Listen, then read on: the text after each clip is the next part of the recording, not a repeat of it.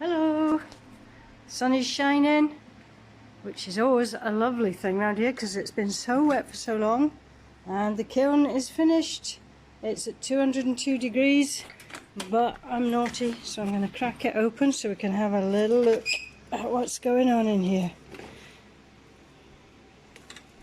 Oh, that's interesting. You can't feel the heat coming off. Like that. That's one of my learner's plates. It's beautiful. Okay, once this is cooled down, I'll show you more later.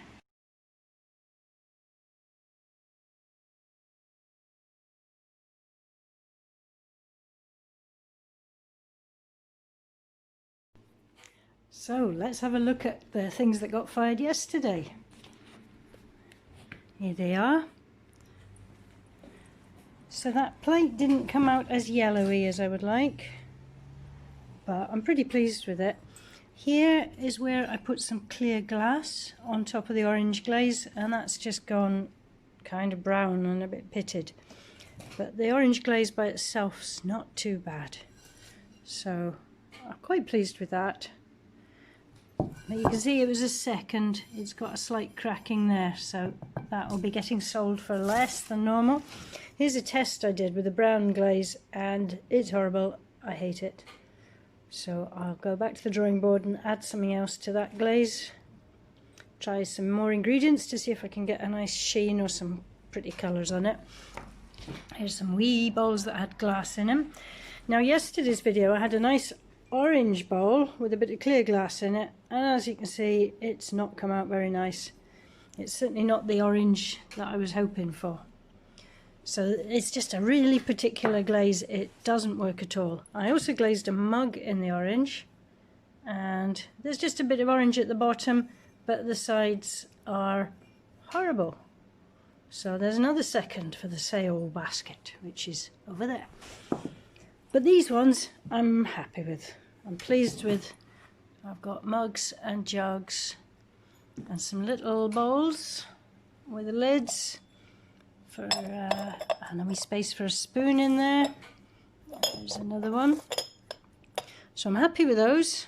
I'll be taking them outside in the light to photograph them, as long as it stays sunny and the rain doesn't come again. And here's 3 little Easter bunnies and a pasta bowl that's come out quite nice. It's there's another one to match it, but that's in the kiln just now. So the orange glaze has worked okay there, sort of. I'm not a fan of it when it pits like this, but that's what you get, trying to get those nice colours. So my shop's still open. It's a bit discombobulating. People are still coming in, coughing and standing too close, and I don't know. There's so much positive things being shared, that people are helping each other out and doing the shopping and things for each other, but some people just seem oblivious to what's going on. I don't know how many more days I'll be open, or we're just playing it hour by hour really, and I'm quite tired from watching the news late at night and just trying to work out what's best to do. So, oh, I'll show you something else. These are the candlesticks I was working on. So they're just drying out. And these ones need a little bit more work. Some slip, which is liquid clay, putting in all the little gaps and cracks to make sure that they won't fall to bits when they dry. And here's some students' work. Some things that other people have made that are waiting to be glazed.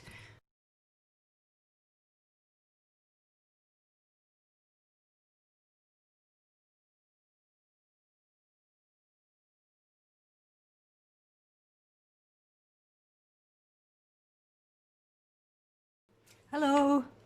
I'm now loading the kiln again, and I can't find any angle to put the camera at, so I can show you how I do that. So there's the kiln getting loaded, and here's the shelves, and I have to kind of angle them in, which is a bit tricky and I can't do with one hand. So that's the shelf in, the next one, but it's taken a bit of damage from the last firing. these are where pots have stuck or little bits of glaze have flaked off. So what I'm going to do is paint on this stuff called bat wash, and that helps protect the pots and the shelf from sticking to each other. And that'll dry off with the heat, because the shelves are still quite warm from the firing that went on yesterday. So I just paint that on and let it dry a little bit before I load the next things in. As you see, I'm running out of height, so I've got to look at the things that are going to go in there. And I've got some flat things too, and try and work out what's going to fit and how to squish everything in.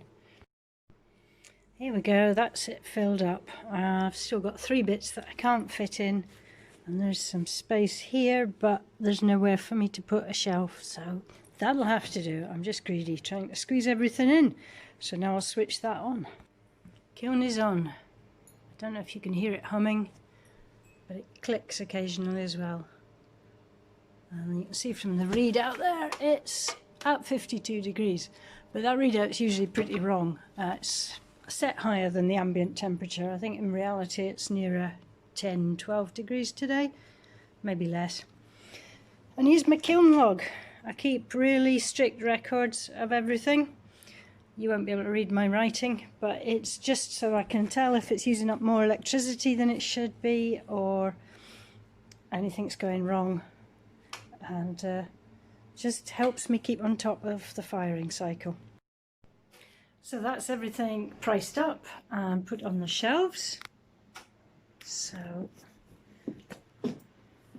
plenty of work on the shelves, but of course I can just see all the gaps and the things that I need to do. So I've got plenty to do. So if you fancy anything that you see here, you can buy it online and I can post it out to you. And it's just postage it costs. It's usually £3 for second class post to the UK, and I can take PayPal. And I'm not very good at talking today. I've lost the ability to string sentences together. I'm tired. So yeah, buy my stuff, be good, stay well, be fit. I'm gonna go and throw some pots and get my head sorted. See you later.